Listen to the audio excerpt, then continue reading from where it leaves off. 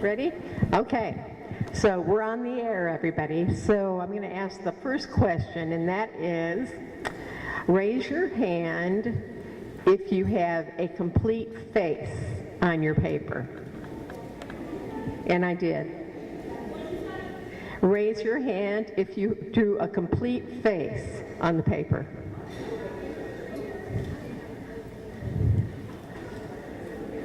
Great. Okay. Hands down. Raise your hand if you put nothing on the paper. Higher. I want to see who. Interesting. Okay. There's one in the back. Let's see. How many do we have?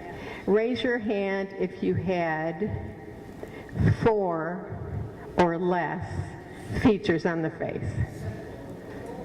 4 or less. So that's majority-ish, yeah? So what have we learned from this? Anyone want to volunteer what you've learned? I'll take the mic out to you. Okay, who wants to volunteer? What did you learn? What did you learn? I learned that I don't draw very well. Okay.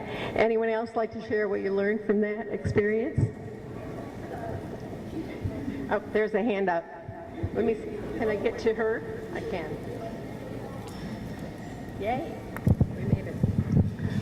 I learned that I need to make more effort to have associations with people of different ethnic groups. Was that what we were supposed to learn, Angela? Yes. Okay, good. Would anyone else like to share what they learned from that process? Behind me. Right there, right there, right there. Okay. When I answered for myself, I got 4, but when I looked at those questions from the perspective of my children's eyes, I had a complete face. So. Okay, that's great. Everybody heard her, okay? I have one observation from my side, that I did have a complete face myself just in my life, but since I moved here from Miami, Florida, the reason I have a complete face was because I lived in Miami for 25 years. And so I lived in a much more racially diverse environment, but I was also inclusive of that racial diversity. So I could have lived there and still not had a face.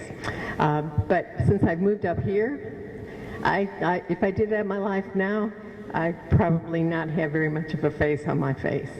So. There was an article in the Knoxville News that said Knoxville is the least diverse place that there are, and I think that was just recent, so Knoxville's not very diverse at all. I'd vote for that. I think that's true. Well, I don't know. My neighbor's naturalized citizen from Mexico. My neighbor is a naturalized citizen from Mexico, and she has commented that she thinks Knoxville is becoming more diverse. And I actually went to a play with one of her friends who was from Russia. And so I do see Knoxville getting more diverse. So maybe the lesson in that is that we should all seek out the racial diversity in our community, because it may be there and we don't know it.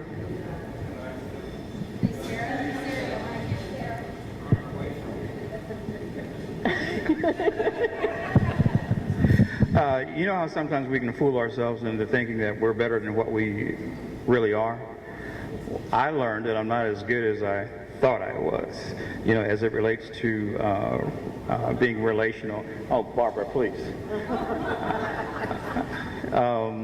You used to be my friend, but you're not anymore. So but I think just realistically and being honest, sometimes we, I think for psychological reasons more than anything else, we want to think that we have, we're more outgoing or more open than what we really are. And it's not until you go through something like this, these kind of exercises, that you realize that you do have some work to do as far as that's concerned.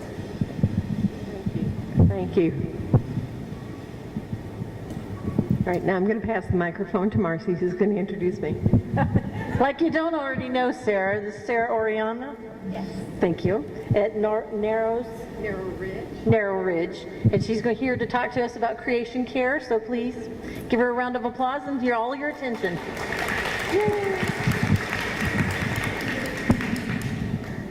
Okay, and then Marcy's going to drive my slides. She's my driver. You're direct. Yes, ma'am.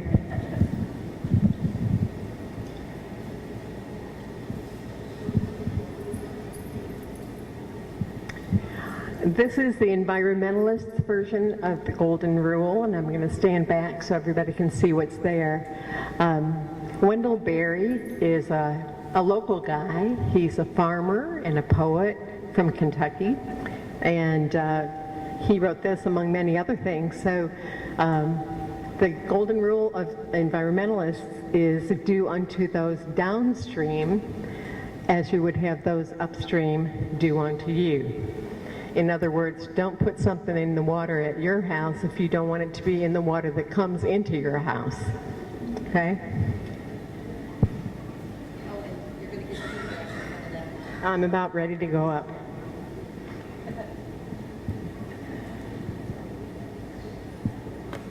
I will tell you that I'm challenged by a hand microphone because I use my hands a lot. So if I do this and you can't hear me, I'll just point at me and I'll put it back.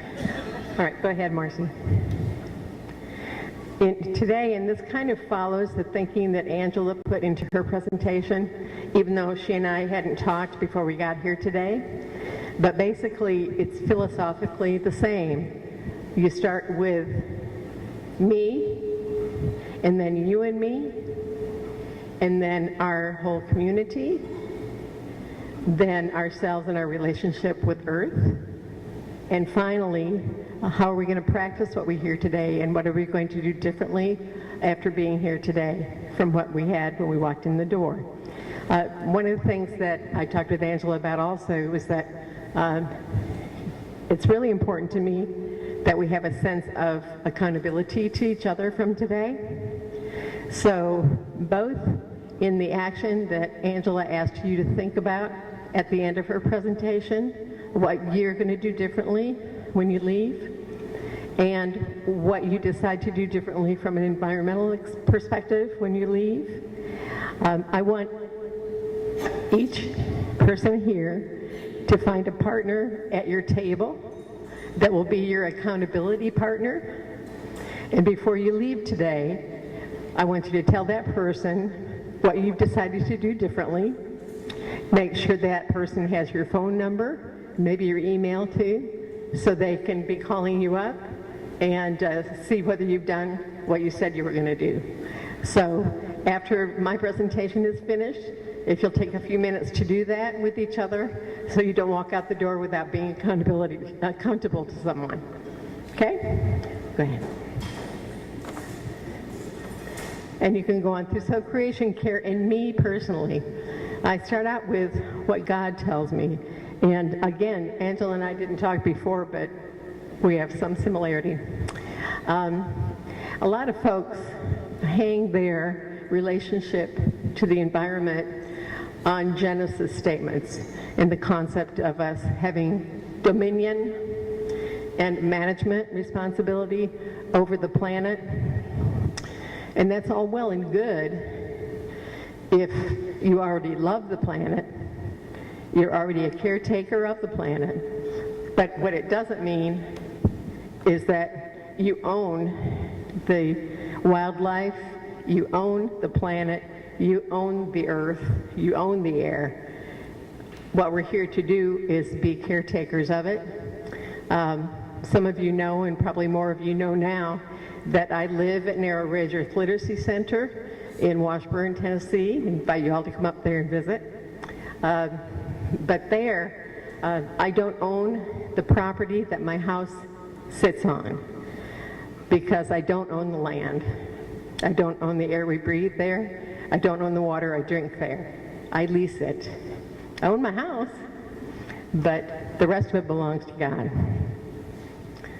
So what's important from that first definition, if you're talking with folks that say, well, the Bible says that we are to have dominion over the environment, make sure that you understand what kind of dominion you may have, that we are charged really to be caretakers of the planet and not manipulators of the planet.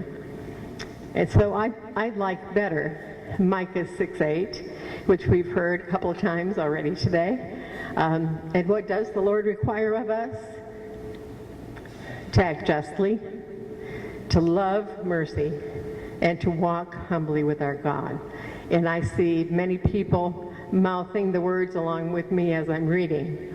But I put that little baby down there in the corner because I think, unfortunately, the more we think about what I can do or what am I doing that maybe isn't very environmental, and how can I change the way I act toward each other, toward the planet, it's confusing, and we don't know where to start, and we're just one person. So what can one person do? How much of an impact can that have? Go ahead, Marcy. Okay, so what do I say? Does one person's change really matter? And what would you say? Yes or no? Yes, it does. Pat said to me the first time I put my little bio and information together, this is something that I believe very strongly about personal relationship and personal connections. That personal relationship with each other here, with the planet that we live on, makes us incapable of harming it, because we realize that when we harm each other or we harm the planet, we're actually harming ourselves in the process. The other thing that frightens people and frightens that little baby in the first picture is, where do I start? How do I know what I'm supposed to do to be more harmonious with the planet, to live a more sustainable, environmentally sustainable life? Well, I'm sure that you are already doing a lot of things that are already right. And so that's one of the things I'm asking everyone here as we go through the process today, go through my presentation, to think about what you may already be doing that is saving water, that is not putting something toxic into the planet, that is being inclusive. For example, I just tossed this one out. When I first was paying attention to my use of water, before I even moved up here, when I brush my teeth, how many people let the water run when you're brushing your teeth? If you don't want to raise your hand, you don't have to, okay? But that's stopping doing that is one very simple way that you can reduce your use of water. It's an easy thing to do. And many of the things that we do that are, I'll use the word abusive, of the environment are actually easy fixes. And that's the good thing, that there's a lot that we can do to make a difference. So think about your own life, and as we go through the presentation together, what choices have you already made that you're already doing in your life, and what you might be able to learn from others or suggest to others as well. And then my last point there about, well, what else can I do? Well, have dominion over your own behavior. You know, don't have dominion over the planet, have dominion over yourself. Now moving on from it just being me to you, me, and the planet. One of the things that I was hoping we could do today, which because of the way we're showing the information, I can't get access to the internet from here, but I want to ask all of you to check your carbon footprint. Does anyone have a question as to what I'm talking about? Basically, your carbon footprint is the amount of carbon dioxide, pounds of carbon dioxide, which is a gas that fills the air and therefore harms the environment. You can take a very simple test on the internet. The website is on the back of your program. It's www.3.epa.gov.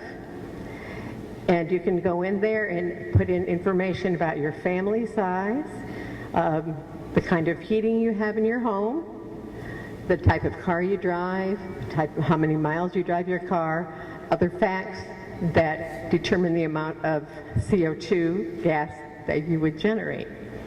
And that would be gas that comes from non-renewable resources and fossil fuels and is an environmentally harmful gas. So that's what the footprint means. How big of a footprint do you have is how many pounds of CO2 your lifestyle might generate in the course of a year. I live off the grid up at Narrow Ridge, so I have solar panels and I have a wind turbine. I don't take any electricity from KUB.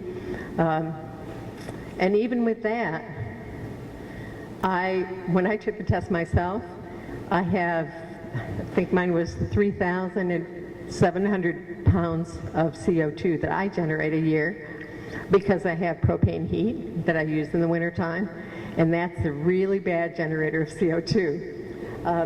The national average is actually more like 17,000 pounds. So although I may have reduced mine, I'm still generating.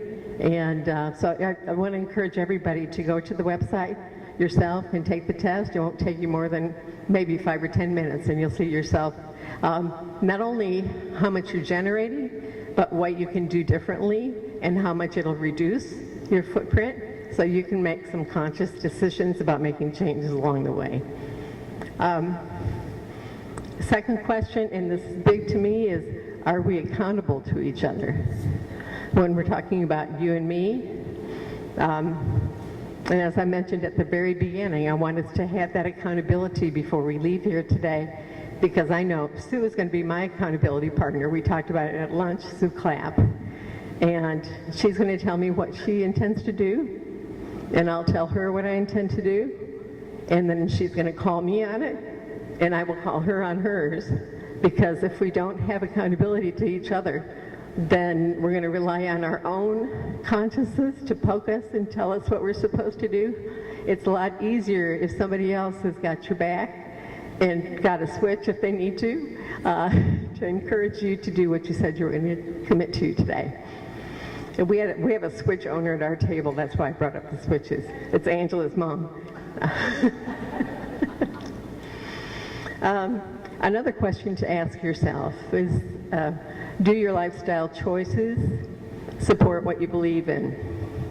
That applies both in a racial justice arena as it does environmental justice. So if, for example, it's important to you that, well, since I took the water example first, that you don't waste water.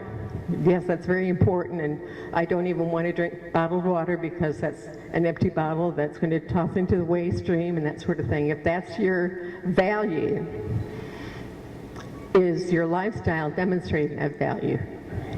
And that's another important point when we believe that obviously we have to live on a planet with limited resources, and so we do have things in mind that are good for the environment, but our lifestyle choices supporting what we say we believe.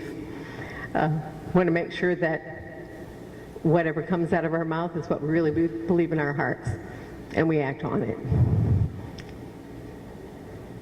And that's it here. Let's find out. So the next slide is going to talk a little bit about greenhouse gases. First of all, just so you have a general idea, these are greenhouse gases from many different sources. Air transportation, the ones that probably are most applicable to those of us here today. Air transportation, it's hard for me to read too, but automotive transportation. Yeah. What did you say? Forest fires here. Has anybody been over to, what is the name of that big coal-fired plant?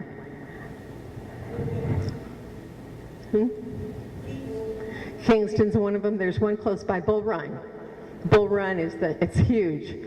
I was over there for an environmental meeting and kind of a protesting thing, and I was just appalled. I looked over there and I saw these big, huge piles of coal sitting out there, So burning coal is another producer of greenhouse gas.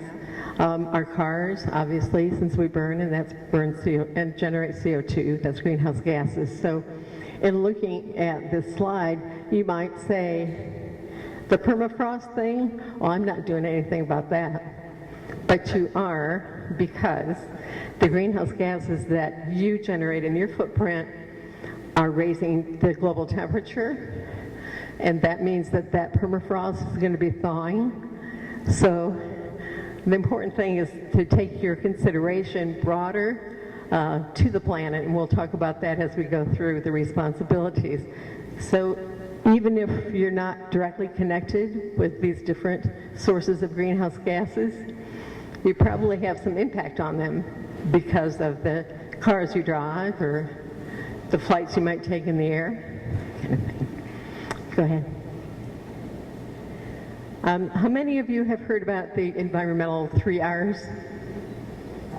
It's reduce, reuse, recycle? Okay. Well, depending on who you talk to, it can be 3, it can be 4. I have 6 here. And one of the things I think is real important is that we reprioritize the way we look at how we handle the waste stream that comes from our profile and our footprint. This one clicks through so you can just go ding, ding, ding. Okay, so the first one up there, reduce. I made some notes for myself. It's things that I have done to reduce my footprint and what we could all do together.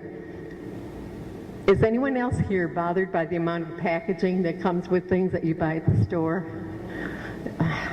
It's just, not only does it drive me nuts because it's just unnecessary, but half the time I can't even get into it.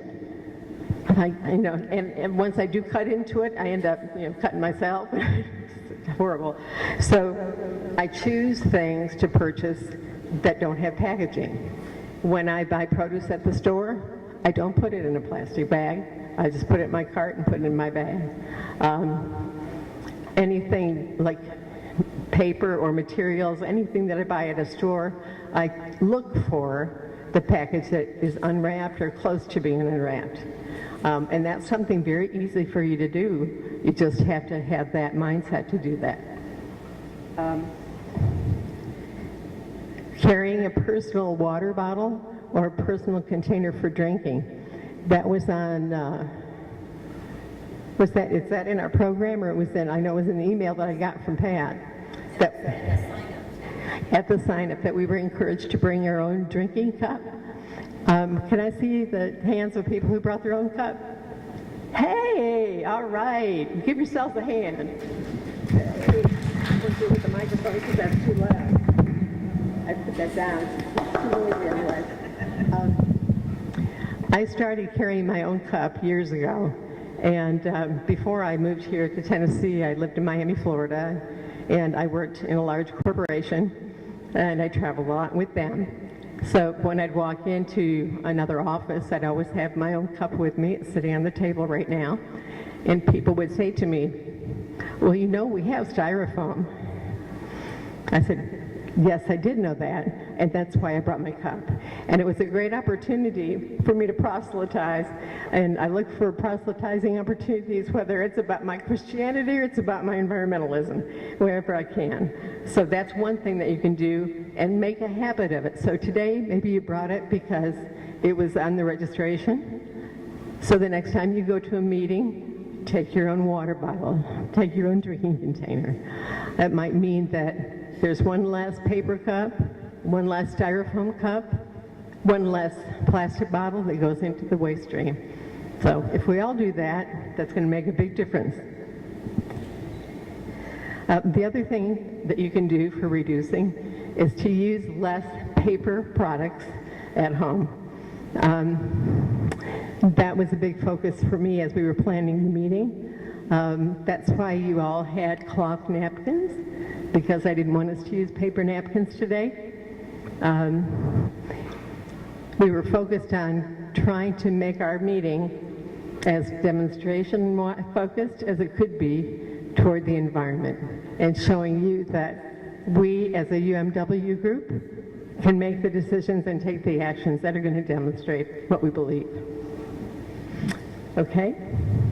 And by the way, the reason I put reducing first up there is that that's the most important one of the 6 R's, because if we reduce the amount that we bring into our homes, we don't have to do anything with it if it's not there. But if we're bringing all this packaging and containers and things like that into our homes, then we have to decide to do something with it. If it can be recycled or it can be repurposed or something. But if you don't bring it in the first place, then you don't have to do anything. Okay, reuse. I did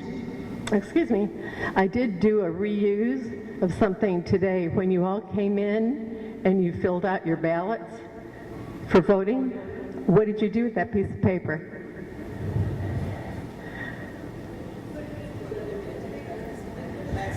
That's right, you put it in my spinach container.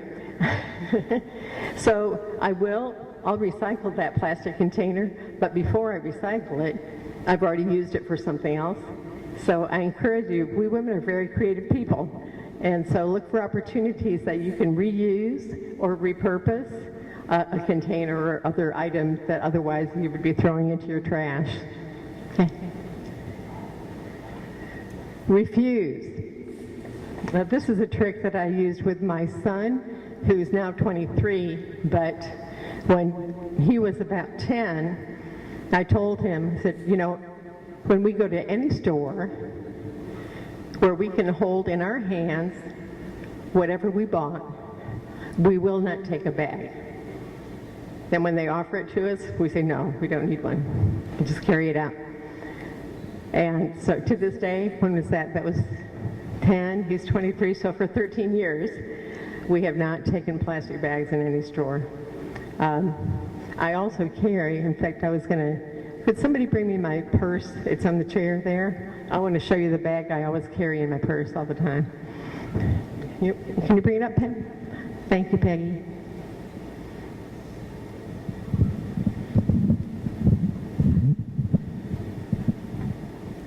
Just to show you, you can always have a bag with you.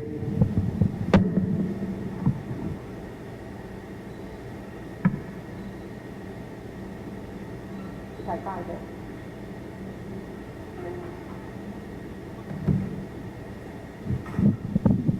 This is a shopping bag I always carry in my purse. Takes up very little amount of room, but people are amazed when I open it up.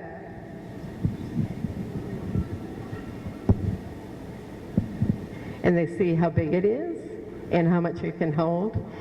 And when I say to the bagger at the grocery store, I say, be brave, don't be afraid of that bag. It's a big bag. You can fit a lot in there. Keep going, keep going. And so they'll fill it up. I said, I'm the one that has to carry it in. Don't you worry about how much it weighs. So this particular one, not to advertise Animal Planet, but this was a present for me from my cousin for Christmas 10 years ago. And I've had it since, and that fits right in my purse, and I always have it handy. So I never have to take a bag.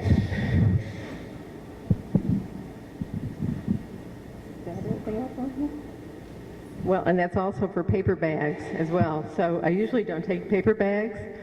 I come with my own shopping bags besides the one I fit in my purse. But that's another thing you can do. You know, the grocery stores all have them now. Most any place now you can get a shopping bag. Trader Joe's has them as well. So bring your own bags and keep a personal shopping bag, which is what I had there. Okay, let's go. You already rethought. You already rethought. That's good. You're ahead of me. The rethinking. The fourth R is really encouraging us to rethink, to think differently about the waste that might come into our homes and the choices that we make. Because it's really easy to have a different thought and see it from a different perspective and see if there's something you can do differently than you already are. Go ahead. Repair. You know, this gets more and more challenging because most places don't want to repair anything anymore. They just want to throw it away. But I encourage you to have electronic devices or things, either have them repaired or learn how to repair them yourself. I've become a lot more self-reliant since I live out on a mountaintop. So if something breaks at my house, I usually have to figure out how to get it to work again. But there are places that you can recycle things that are not being repaired anymore. For example, if your cell phone isn't working properly, you can actually give it to, donate it to places of shelter or halfway houses where they will set it up with only one number that can be called, in 911. So if the phone isn't working, they can make it workable for that one number so someone can carry that for emergency purposes. So as part of the rethinking too, there are always things beyond what you already know that you might be able to try. Okay? And then the last one is the recycle. So once you go through all of those other 5, whatever you have left that you've not been able to manage, then find a way to recycle it. I find it challenging here. In Knoxville, you all have curbside pickup, right? For recycling. Some people do. But some folks like me don't live in Knoxville, so our convenience store, or convenience center, which used to be called the dump, is our place of recycling. But it's challenging because sometimes they can't find a place to take the recycled material, and so they have to stop taking it. So, as Angela said, it's important for us to raise our voices and speak up, and if they don't take a certain item, to ask them why they don't, and to find out if you can help them find a place. I know ours in Granger County, they stopped taking plastics, and then they started up again. So it's just if it's not a revenue producer for them, they're going to stop doing it. So be bold and ask them if they stop taking certain things, or if they're not taking certain things. Ask them why they're not, and challenge them to figure out how to do it. Okay. So since we didn't have the calculator to do our footprint, I kind of laid some things out here for us to consider, to think about. So basically, when you do the one that's the EPA's, it's going to ask you to look at 3 specific areas: your home energy, your transportation, and how you handle waste at your house. Basically, it's going to ask you a question: what do you recycle and how much do you recycle? Like that. But for home energy, you can consider what you use for heating and cooling your home. Also, the kind of lighting you have and the kind of light bulbs you have. Does anyone have the swirly gig? All right. Yeah, those fluorescent lights are excellent. Now beyond that, the LEDs, you can buy LED bulbs, and they are also longer lived and less expensive over the life of the bulb. So I encourage anyone who still has incandescent bulbs, the old-fashioned light bulb over your head kind of bulb, to look to replace those because they're so non-energy efficient. And I know sometimes the cost of getting those fluorescents seems like it's a little daunting, but over the life of the bulb, it really is a better deal. And then washing and drying. Does anyone still hang their clothes out to dry? Yay! And one of the things that we do often, because we have students come up where I live, is to tour them through our homes so they can see what we've chosen to do. So we're walking down the hall at my house, and I point out my high-efficiency clothes washing machine, which is a real electrically powered clothes washing machine. And then I turn around and I say, and here's my high-efficiency dryer, and I point out the backyard to my clothesline. And these young kids that are in college, they're like, you mean you don't have a clothes dryer? I said, I do, and it's right there. And they say, I remember one guy saying, well, what if you wanted to wear like a certain thing, like today, and it's dirty. What do? I say, don't wear it. But to get their minds to think differently, it's really challenging. One of the other things that I think about too, I've shared it with somebody here with regard to electricity in the home and electricity with our devices. When we bring students up to Narrow Ridge for alternative spring break, they all, of course, come with their devices. And so when we house them in our Straw Bale Lodge, there's a big, beautiful pasture in front of it, and they're all standing out there on the hillside with a device to the sky and looking at each other. Hey, do you have anything? No. Did you get any? How many bars did you get? None? And they're appalled, and this is day one, By the end of the week, you have a question? Yes. Yes.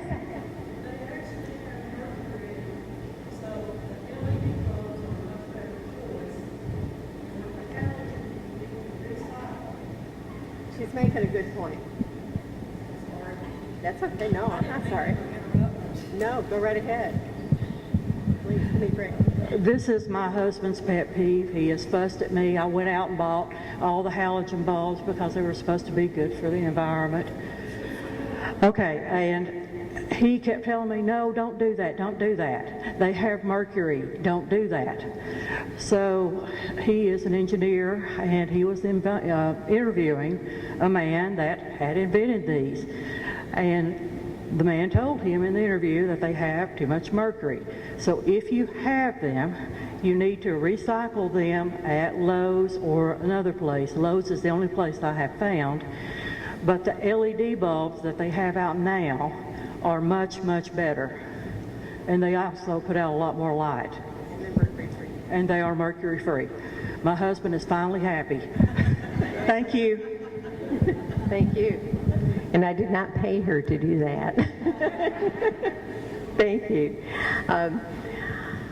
So, going down the list in terms of these different things, and when you do take the footprint calculator, you'll see them. But you can think right now, what might I be able to do differently? For example, let's just go through them quickly. In the heating and cooling area, what do you think you could do to reduce your electricity or use of fuel?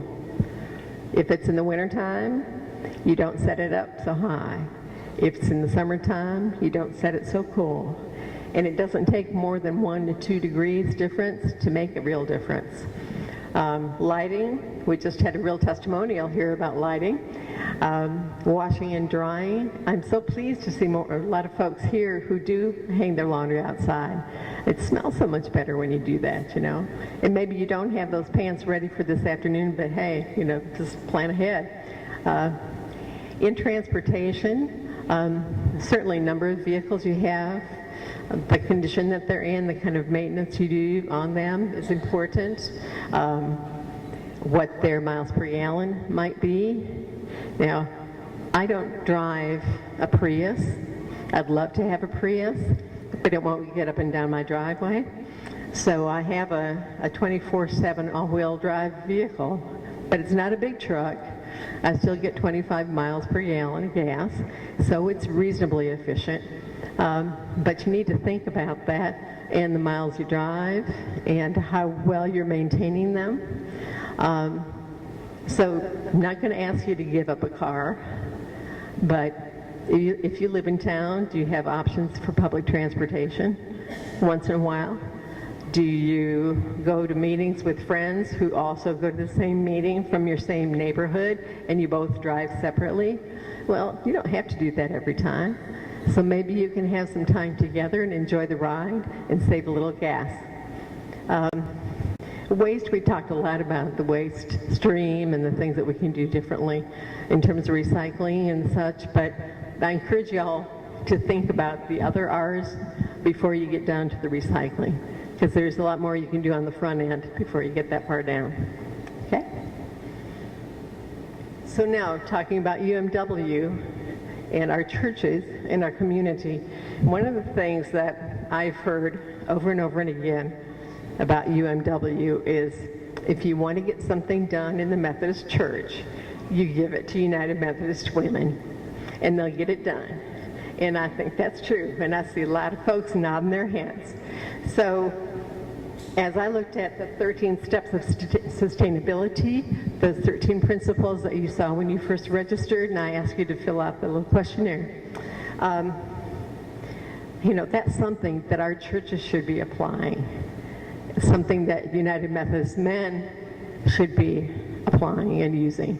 So I encourage you all, because we do get it done. We just do. That what we take back from this meeting and in these sustainability principles that are on the UMW website, let me ask that question. How many of you have been in the UMW website to see those 13 principles of sustainability? Yay, I'm getting hands, yay! And that's another place that you can get that footprint calculator. There's a link to the EPA one on there too. So as you're looking at these principles for sustainability, which are designed initially for planning a sustainable meeting, and we used them when we were planning this particular meeting, but they go beyond that. It's not just in the meeting. It's the choices that we make at home and in our lives and in our workplaces and such, and to take our United Methodist Women's Get Her Done mindset to other parts of our church and make sure that they do the same thing. So here are the 13 that you saw before, and I have my notes from everybody's voting results are in. And not surprisingly, the one principle that got the most votes today, anybody want to take a guess? Racial justice. Very good. Give that woman an A.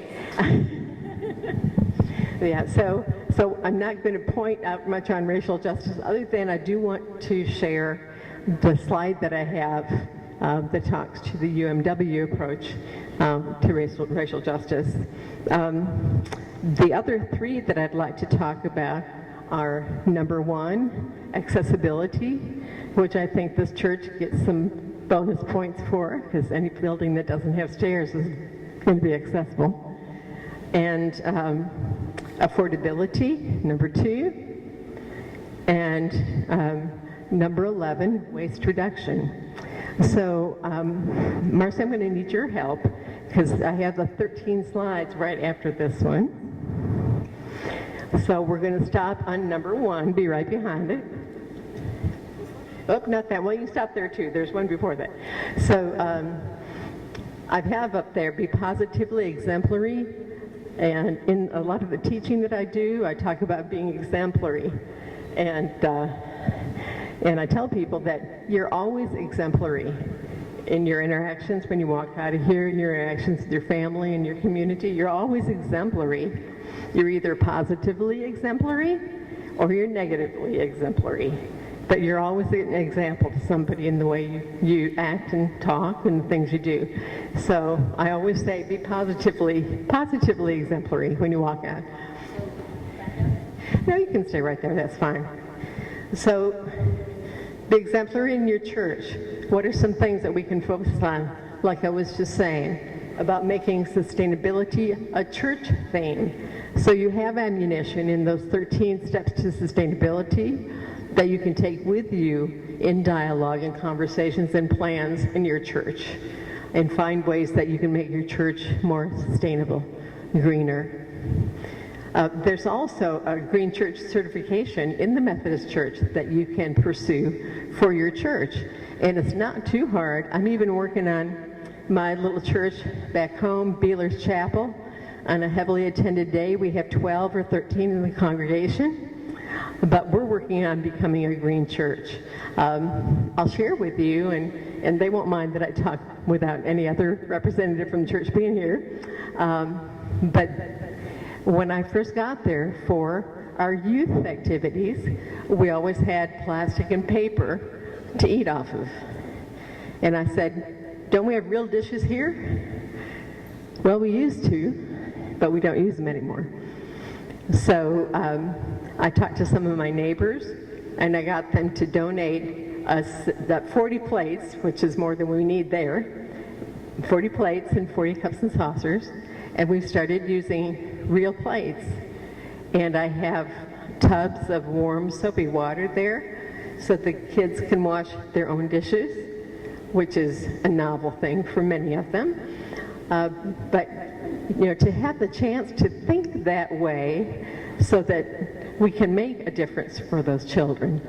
And then the more I talked, the more I found out why they didn't have a water heater, so now we're going to be getting a water heater in there that's high efficiency. And so it, just like my cup, gives you an opportunity to talk with folks about things that they can do differently. And make UMW a green model in the way we plan our meetings. So I encourage each one of you, since you're all in UMW, when you have your next unit meeting, before you go, take a look at the steps to sustainability and then go to your meeting and see what you might be able to find, as we used to say in the business world, low-hanging fruit, easy things that you can do better.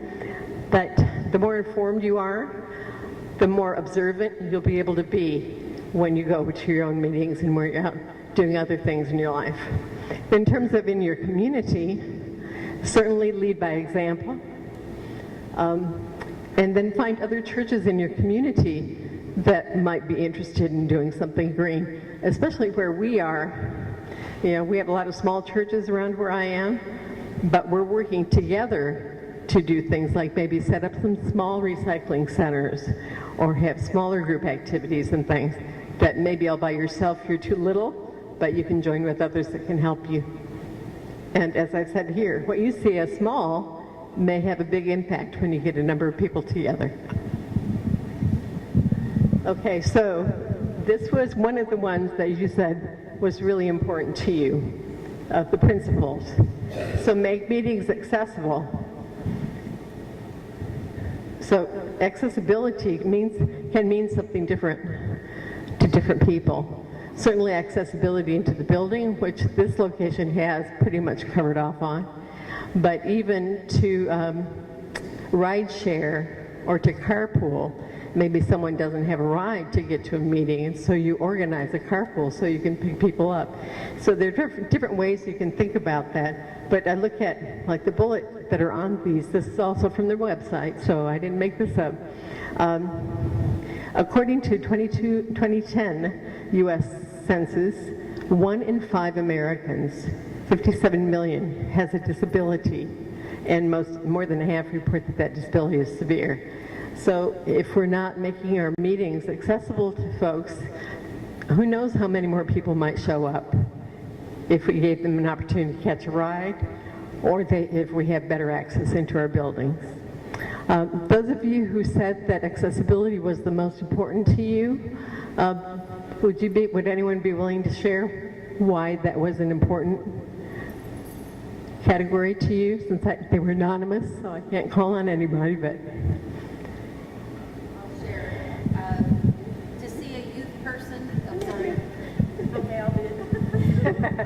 To see a youth person in our church have to go all the way around to the end of the church to get in to join his people that are all the way at the other end was kind of heartbreaking.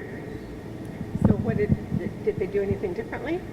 They did. They put in 2 different ramps in the middle of the church and at the other end, so that accessible from the front. Still, the back side is not as accessible because you enter in at stairs. So that's great. Thank you, Marcy. Would anyone else like to share any personal experience? Yeah, I'll come down. You don't have to come up. Several years ago, I broke my ankle, and I was living in the parsonage, and there was not a handicap ramp to get in and out of the parsonage, and so I was pretty much stuck in the parsonage the whole time until probably about the 3rd week they decided to put in a handicap ramp so that I can get in and out of the house. Wow. So you could get in and out of the house that you were living in? In the parsonage, yes. So did you spend a lot of time out of your house or a lot of time in your house? So I was just stuck in the house. My goodness. Yeah, I'll come to you. Hang on. maybe. We'll see how far I go. How long is my tail? Tell me when to stop. No? I'm caught on somebody. Okay, I'm on my way. Our church is very small, but we do have a very nice, accessible ramp that the men build, and I use it quite often.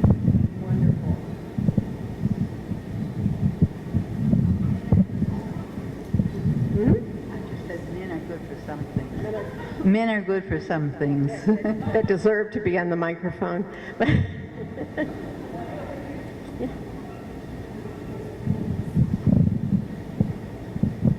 Our church looked into building an elevator, but that was too expensive, and so we put in those chairs that go up and down the steps. Yeah. So, And that works great. it works great. That's wonderful. Yeah, I have a comment to make about that. I know the conferences in the United Methodist Church are requiring our churches to become or be handicap accessible, but we don't ask that for the parsonages, and I think it's important that the parsonages also be handicap accessible. We might have more ministers with handicaps if they knew that they could live in a house that would accommodate that as well. Even anybody else before I share my own?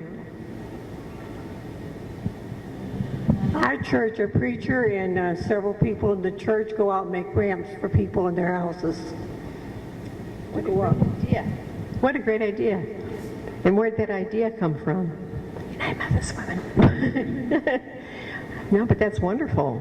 That's wonderful. That's something that any one of us could get going at our individual churches too. Nobody else? I'll just share that even Beeler's Chapel, my little church, has a wheelchair ramp at the front of the church. So, okay, go ahead. Number two is the next. Yeah, happens to be one of them too. Affordability.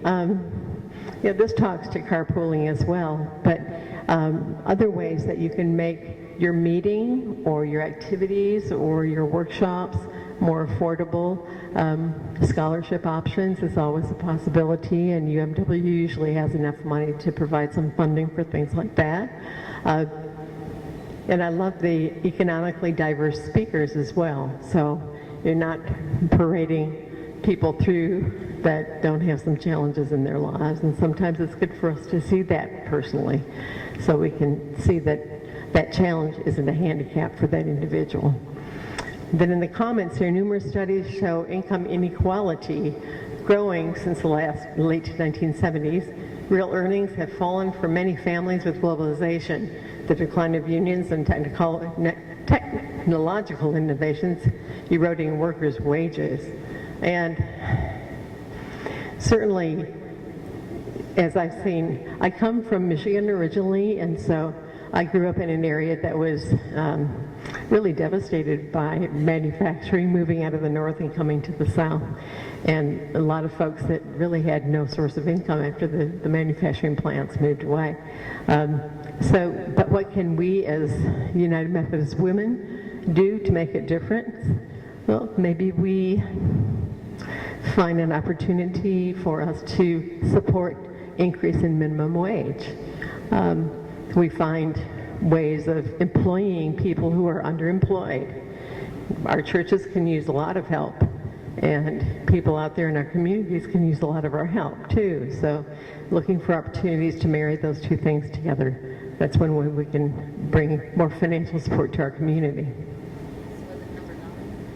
I think it's number 10. Let me look.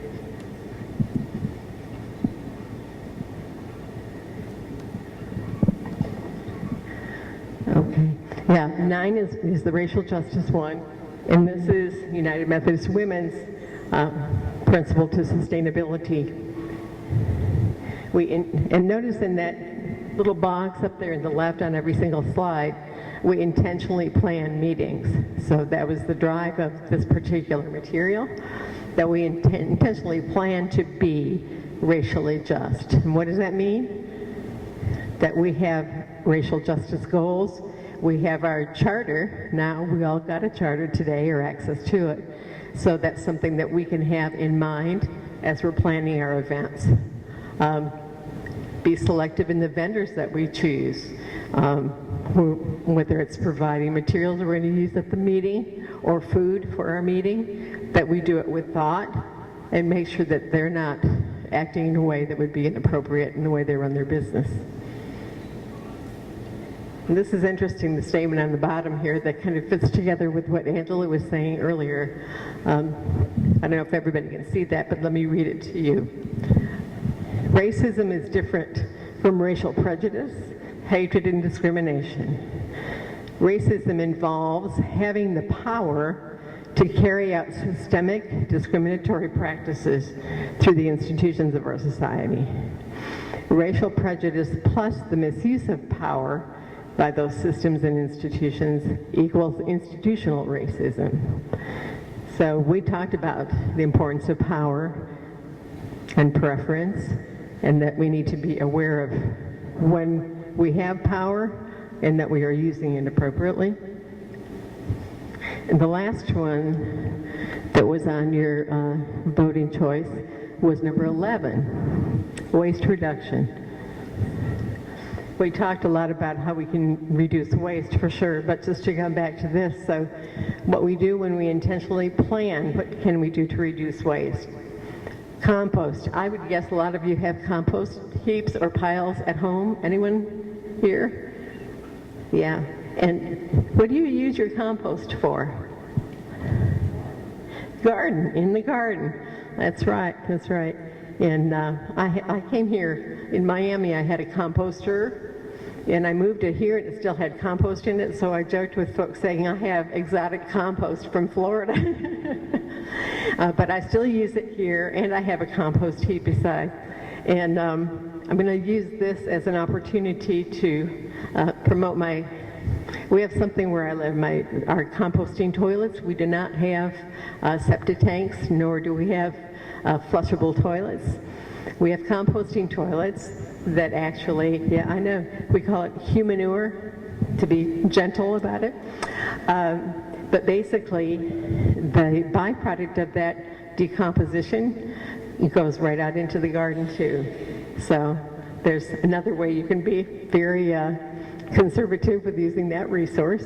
But as I said before, reducing the amount of packaging and paper disposables that we use in a meeting, and we try to be that way here, using reusable plates, which we all did today, and we use reusable cups inside here. Yeah, sure. The only problem with that is that if you use regular plates and cups, then you have to use more water to clean. That's true. She was saying if we use real plates as opposed to disposables, then you do have to use more water to clean them. But if you balance the resources required to first manufacture that paper plate or plastic plate, and then it's either going to go into and package them, and transport them, and then they go into the waste stream, because most of them are not easily recycled. Styrofoam is just, if you can find somebody to recycle styrofoam here, count yourself lucky, because most places don't take it. So you're absolutely right, and that's part of becoming environmentally sensitive, or that rethinking concept, because like I said before, I don't drive a Prius, so I'm not as environmentally focused as I could be if I used a vehicle that didn't burn gasoline. But the one other factor to consider is my car is 10 years old. I haven't bought another one in all this time, and so there are other factors to consider. I've thought about changing out my refrigerator. I have a high-efficiency refrigerator, but it runs on electricity. Some of my neighbors have propane refrigerators that don't use any electricity at all. So I think, well, maybe I should do that. But then I have a functioning refrigerator now. So what can I do to be more environmental with that instead of throwing it into the waste stream? excuse me, not run it so cold, keep it more full, because the more you have in there, the more efficiently it can run. So it's easy to look at something and say, just a second, it's easy to look at something to say, well, that's not very environmental, or we need to be doing this and that. But I think what's most important to do is to think about it and to have it top of mind, so you do think about it instead of just having the paper and plastic and such. Yeah. I was just thinking about energy and turning off the lights when you leave a room. Just simple things like that can save on energy. Awesome. Well, Kay's already done, so she was saying simple things that you can do, like turning off the lights when you leave a room. I'm hung. There we go. Thank you, ma'am. Turning off the lights when you leave a room, and yes, it does save electricity. Even if you're only going to be in and out of the room for a short period of time, it's always better to turn the lights off. I'll tell you something else that's interesting too.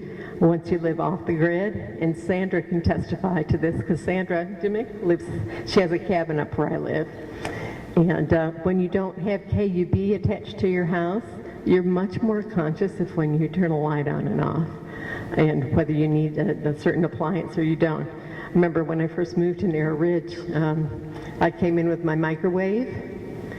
I had it for 3 days and decided to donate it to the auction because it used a ton of electricity, 1,500 watts of electricity on regular old microwave oven. And all I was using it for was to heat up my milk for coffee in the morning, because I still have Latin style coffee. I'm from Miami, so.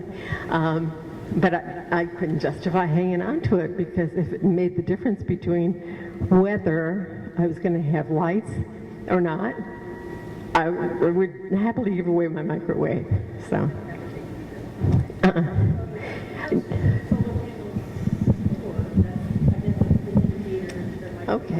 Okay, yeah, good questions. Angela just asked me if do I have KUB at all? No, I don't. And Marcy asked me about my solar panels and how much do they store, and you're absolutely right. That's what I have to think about, because when the sun goes down, I'm not getting any charge from the sun through my solar panels, right? So during the day, if it's sunny, then the electricity gets stored in batteries that I have in my crawl space, and then my electrical system pulls power from those batteries to power my house. And I'm looking for a Tesla home battery someday because they're really great, and they're no maintenance. Right now I have to maintain my battery bank, and they also have a lot more capacity. So right now I don't think that I can store as much electricity as my batteries make, so I'm getting a little shortfall off of that. Yeah. When the sun isn't shining at all, I have to be even more conservative.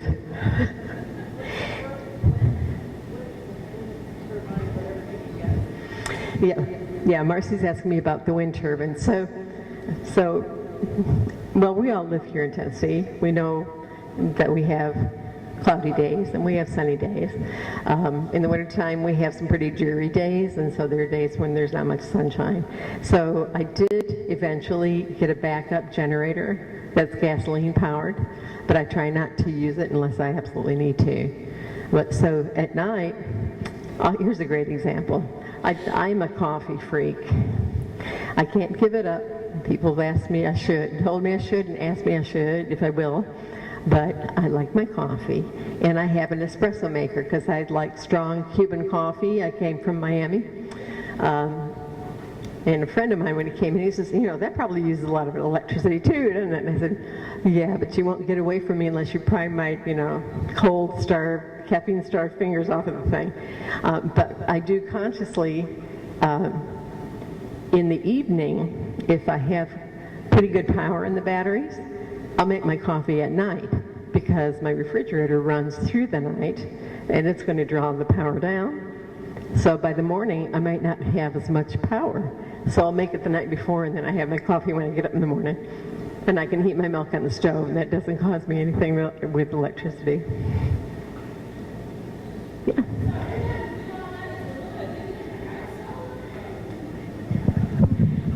Say again?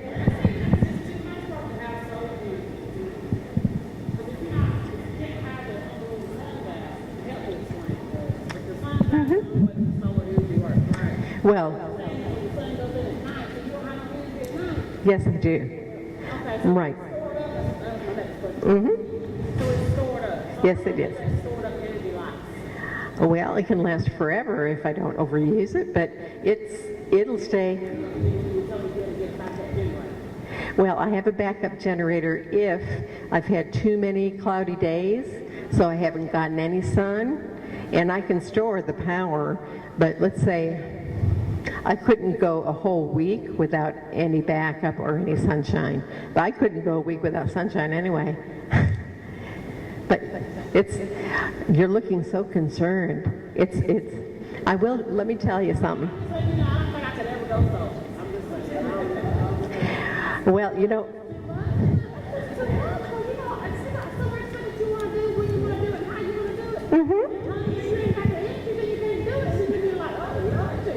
that's right. Well, and if I don't have the personal... Hear her. She wants to hear her. Oh, okay. You have to say everything that you just said all over again because they couldn't hear you. I'm sorry. Do what? What am I supposed to say? Oh, about solar? Oh, I just said I don't think I could do it because it just seems like it's just too much work because, you know, you got things you want to do, when you want to do it, where you want to do it, and how you want to do it. And if you ain't got enough energy to do all that, then it's just like... honey, I could never go solar. I'm just going to be honest with y'all. I don't think I could ever go solar unless it was mandatory and there was no other way. I just... I'll ask... Yeah. Well, I'm not telling y'all have to get solar, but I will. Yeah, me too. But let me ask you this question: could you go without an electric bill? Would you love to go without an electric bill? No, I'm just asking you. I'm just asking about the bill. Would you mind not having any electric bill ever again?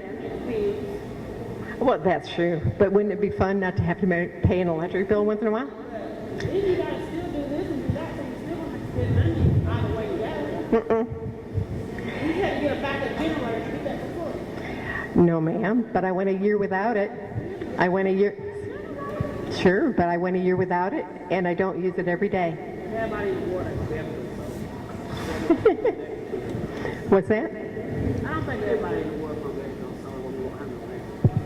Well, she's saying she didn't think that that everybody in the world would be able to go solar, so we wouldn't have any electric bills, and that's probably true. But one thing I will tell you for sure, like I was saying, when we have students come up to where we live and we demonstrate our homes and take them through, folks are always amazed when they come into my house, and I invite all of you to come up to Narrow Ridge and come up and see my house because I live in a 3-bedroom, 2-bathroom, suburban style home with 2 beautiful porches, one on either end, and a big deck, and I have a 2-car garage and a little apartment at the end of that garage. And I don't have a KU bill, and I have my own well, so I don't pay for water. And what else don't I have? If I compare it to my life in Miami, I don't have an alarm system, which I had when I lived in Miami. I don't have a house payment anymore because I could afford my house here. Oh. Do you have property taxes if you don't own the property? I do have property taxes to pay. I don't own the property, but I'm a leaseholder, and Narrow Ridge actually is the property holder. So we do get Granger County tax bills, and I'm the treasurer, so I divvy up those taxes among all the people that live there based on the amount of acreage that they live on. Yeah. What's your address? It's 900 New Harvest Road. It's located in Narrow Ridge. It's Washburn, in Washburn, Tennessee. Wash like wash, burn like burn. Yeah, so that's my regular street address right to my house. Okay? And that's fine. So just Google me and come on over.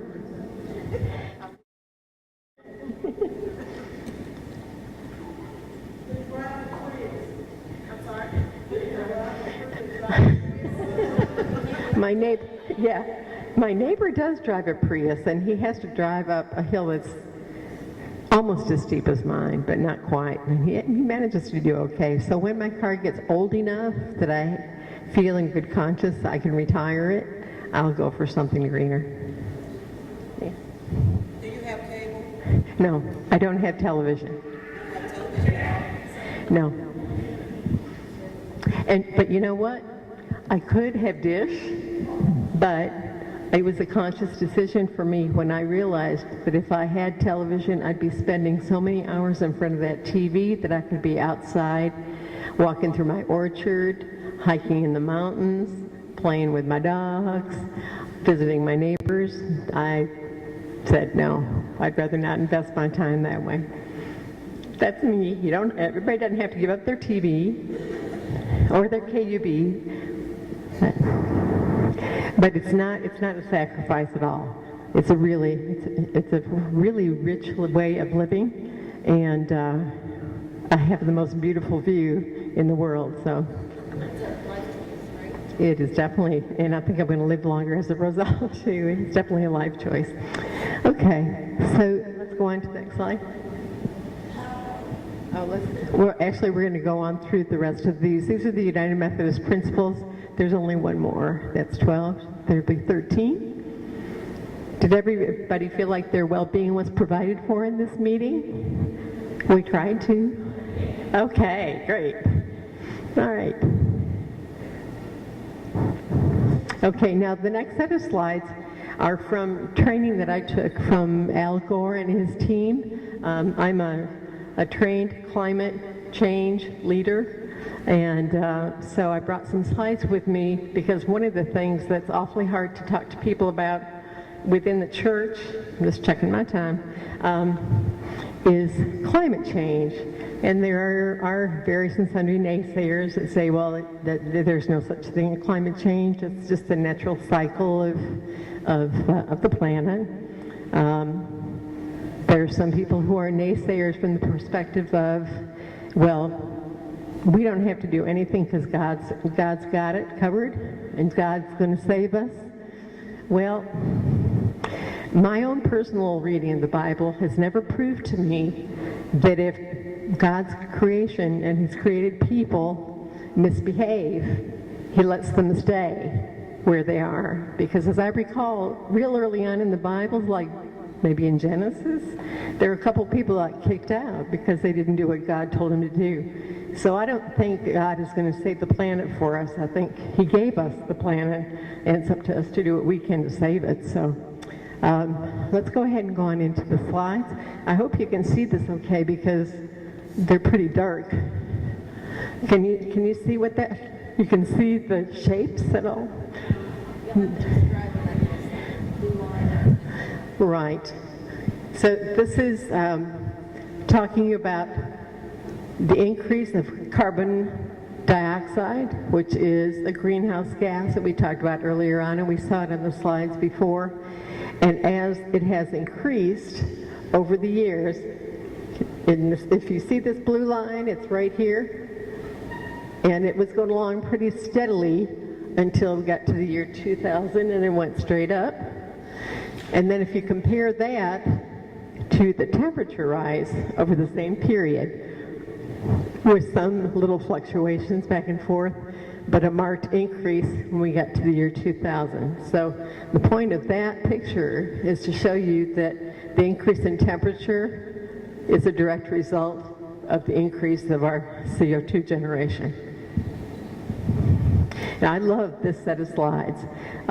Who in the room is a teacher or was a teacher? Okay. Do y'all remember the bell curve? Okay, well, we're being graded on the curve here.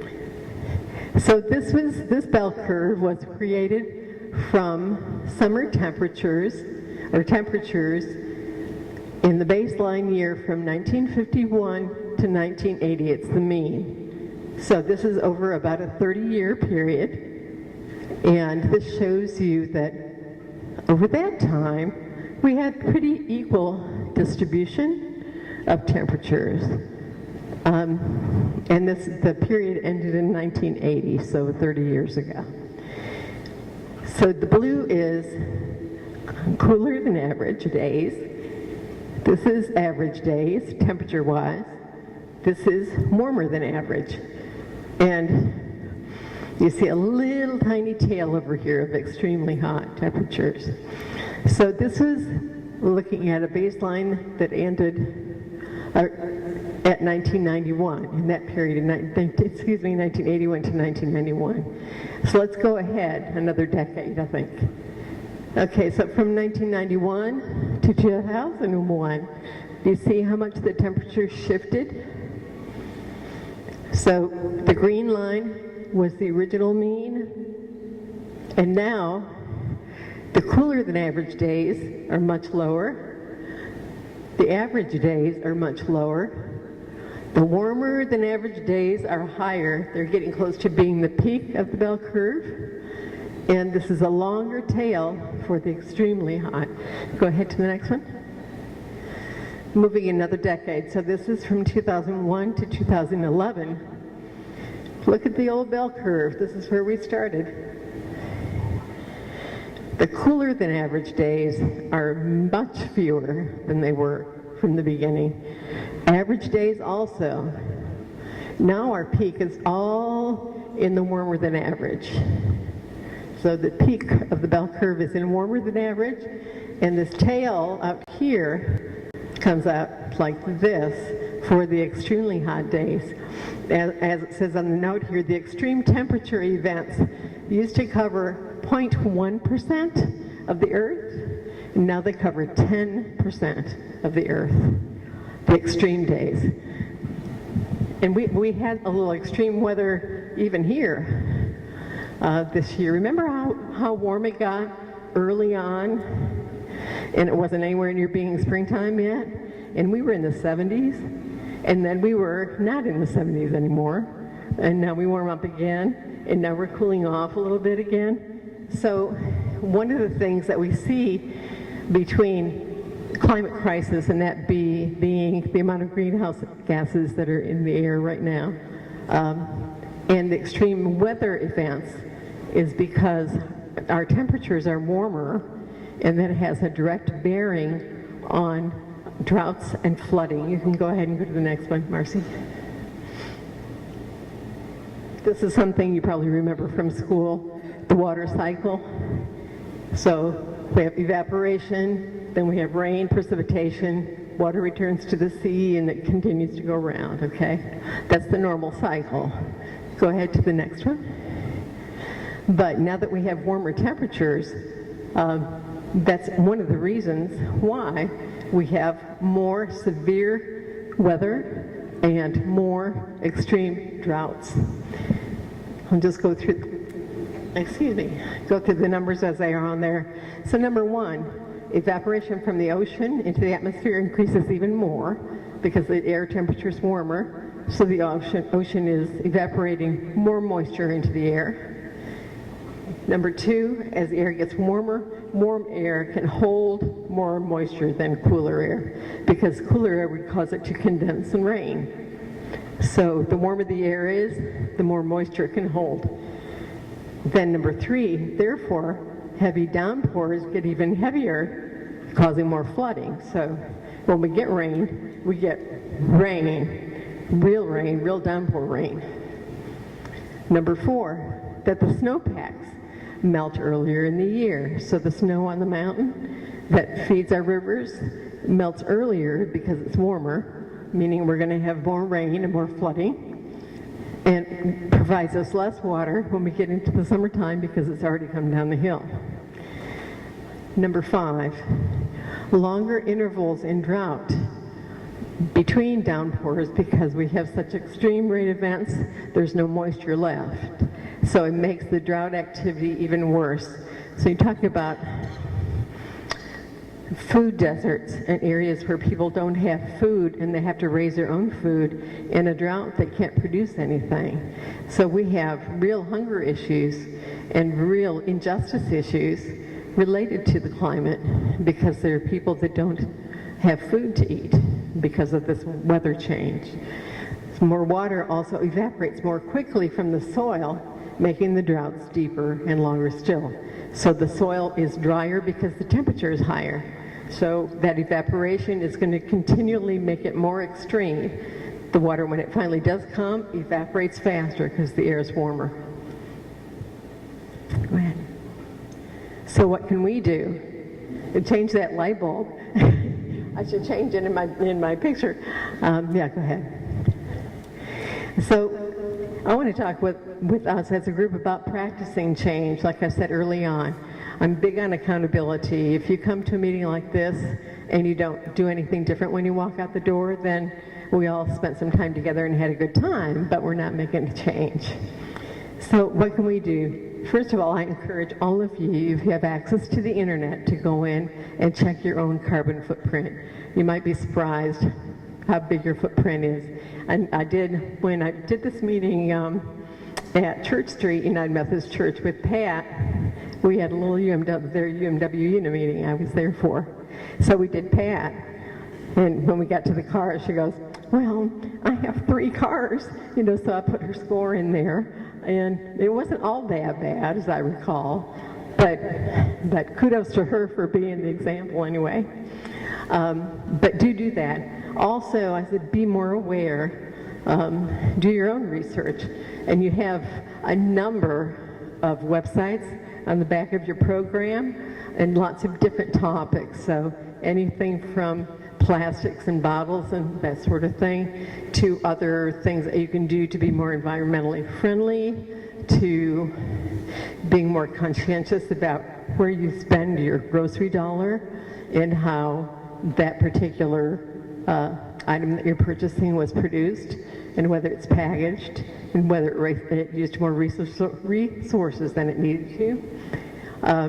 Apply the sustainability principles in your own UMW unit and beyond. Be a representative in your church. Know what those principles can do and mean to people and try to get them in place for other organizations in your church, not just UMW.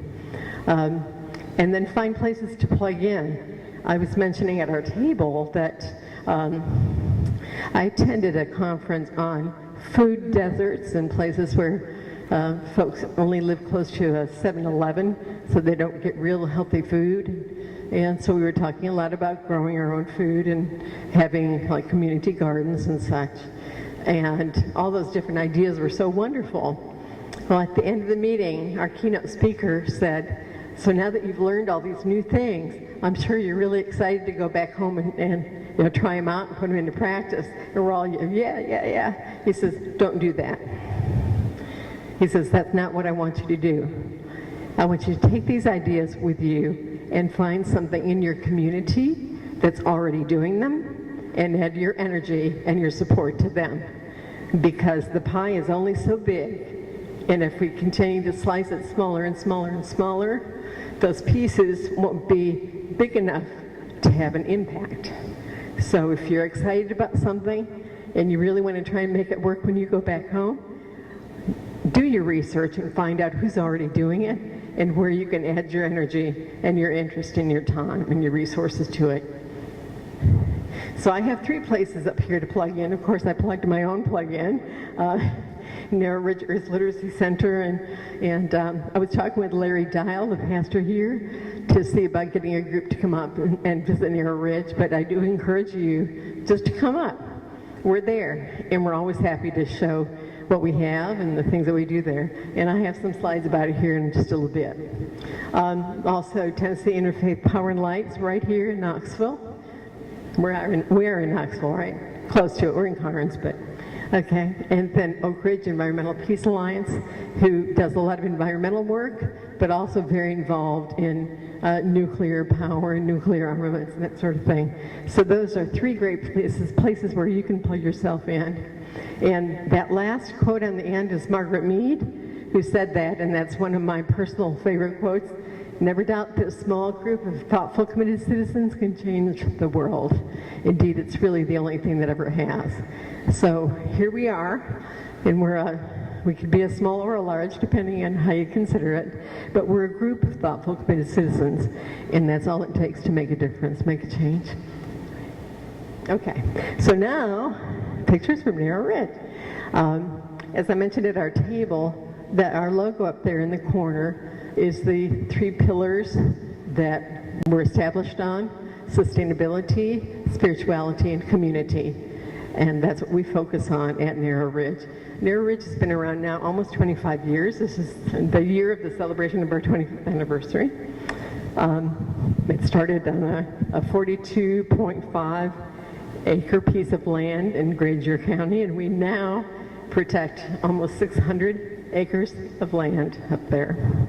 But the main focus in what we do is to bring students, and you'll see some of them there walking through our wilderness area.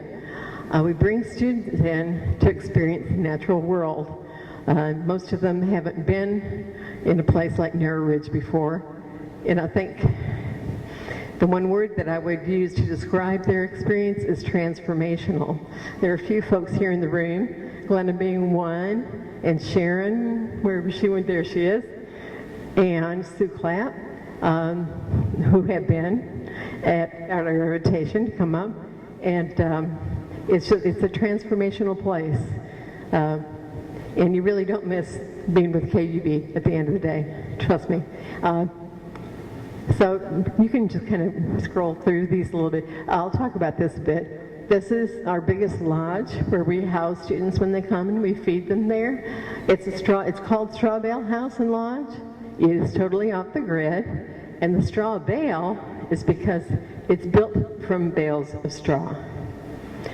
So when it was built, it's just stacking up the bales of straw, and it has to be straw because straw, like the straw that you drink from, has air in it, and that's what makes it a great insulation factor.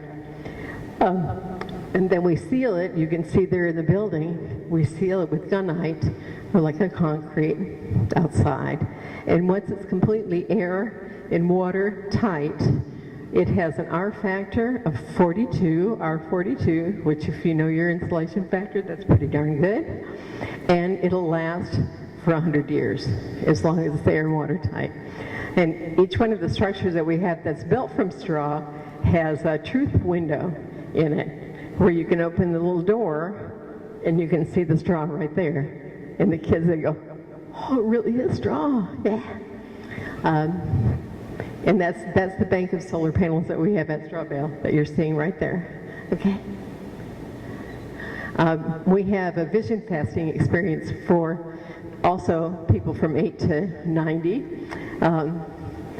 that we experienced, the kids, or the participants, experience 3 nights, 4 days in the wilderness. It's a water fast, and it's a visioning opportunity for them. If they were trying to figure out an answer to a big question in your lives, or find some direction for them to take, they come and they go up on the mountain, and you're alone on the mountain, but you're not far from others. So let's say Marcy and I are going to go on a vision fast, and she's my stone pile buddy. We have a pile of stones between my little spot where I am and her little spot where she is. And when she gets up in the morning, she takes the stone off. Then I go and look, and I know she's okay because her stone's not there anymore. And then at the end of the day, she puts it back on the pile. And now I know, because we don't have any interaction during the time we're up on the mountain. I have some brochures also out there on the Natural Burial Preserve.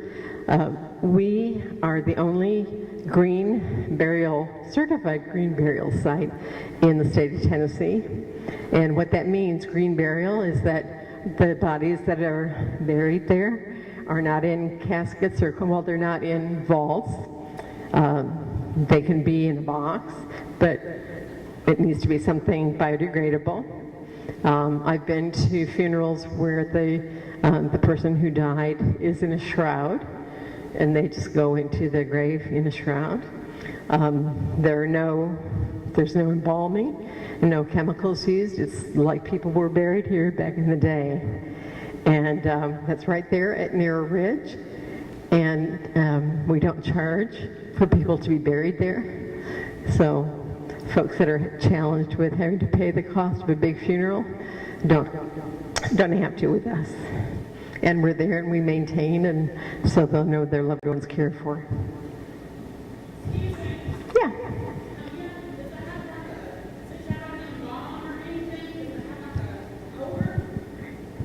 No, because it's 6 feet underground. So, well, we have, let's see how many people we have buried in the cemetery now. I think there are about 10, maybe 10 or 12 buried in there right now, because it's fairly new. We just got certification a little while ago. But I walk up there periodically, frequently actually, because my son came up for the timber framing workshop when we built that pavilion right there. So I know which one of the uprights he worked on, and I like to go over there and hug it, once in a while, because I know that he did it. But no, I'm sorry? It's the Natural Burial Preserve. What's the name of Narrow Ridge? Yeah, it's Narrow Ridge Earth Literacy Center. But many of us who live there, including Sandra that has the cabin up there, we are in a land trust. So we have 4 land trusts there now. And we're in the Hogskin Valley Land Trust. But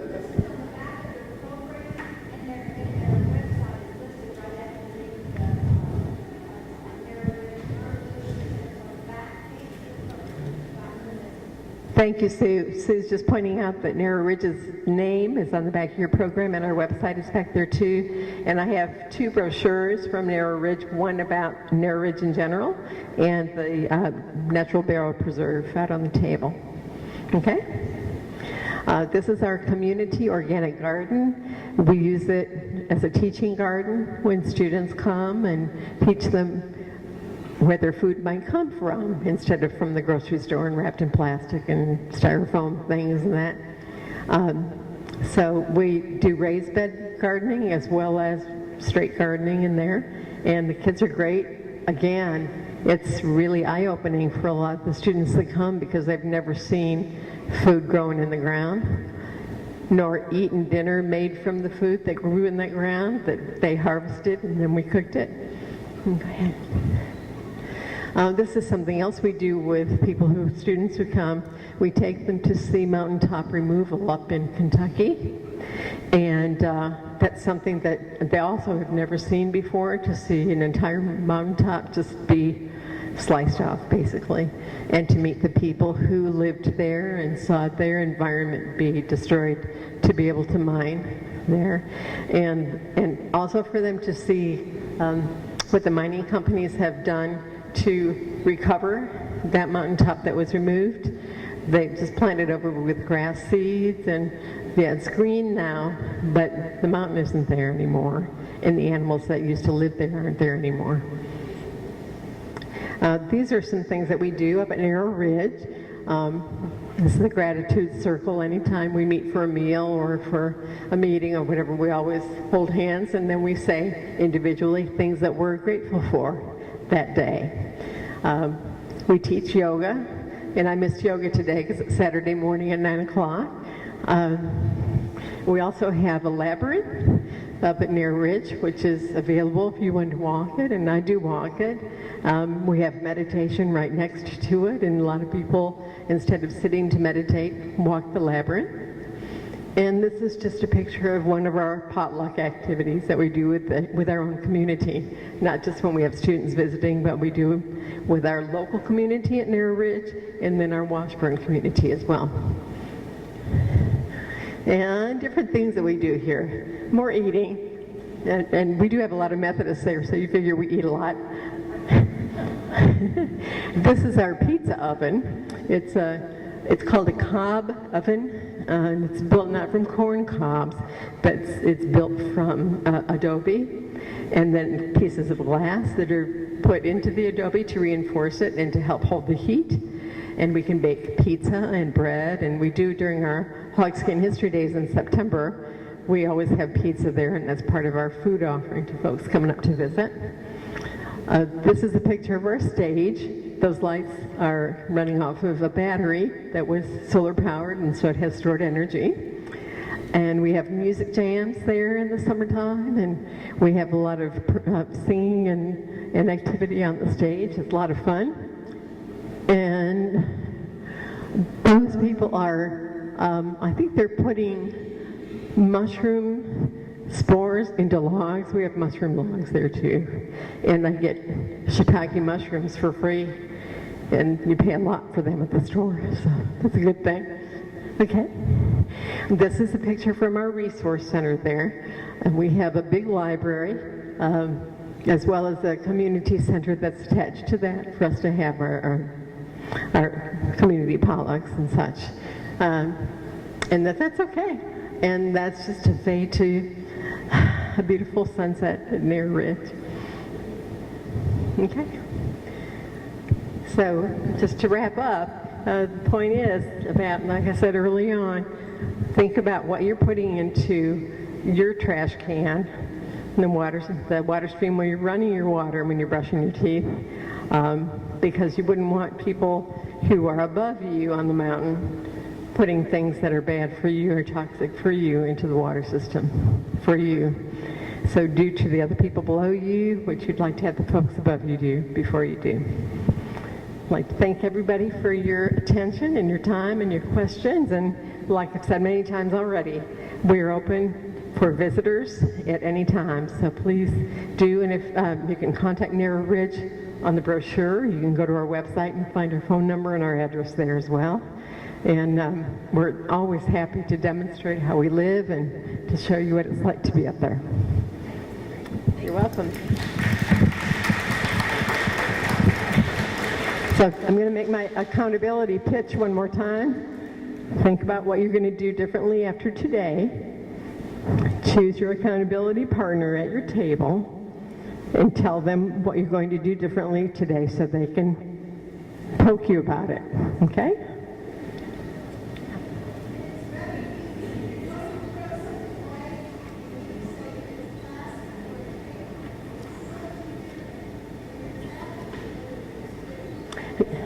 Yeah, that's interesting you say that.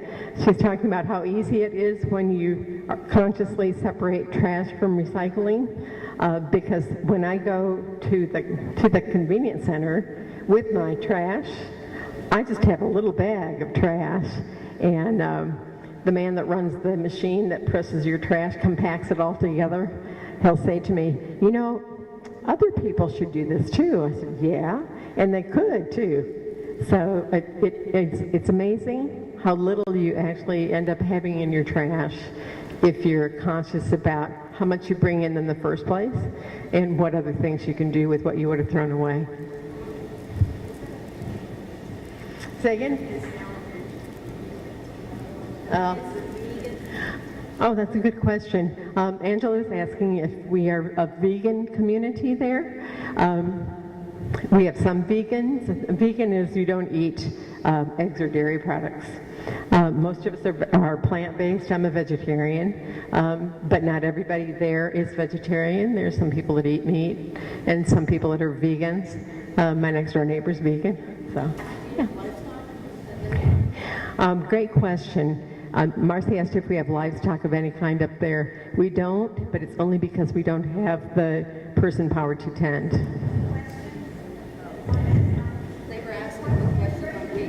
Oh, yeah. Yeah, Sue is wanting to pick up any questions that you might have written on your notepads to get answers to, either from Angela or from me. So she's going around to pick that up right now. Can we have a stand-up break? Yes, yes. Marcy just asked, can we have a standing break? Yes, we can. And I had somebody who was supposed to remind me to make sure that happened. So everybody stand up and stretch. Walk around at your table.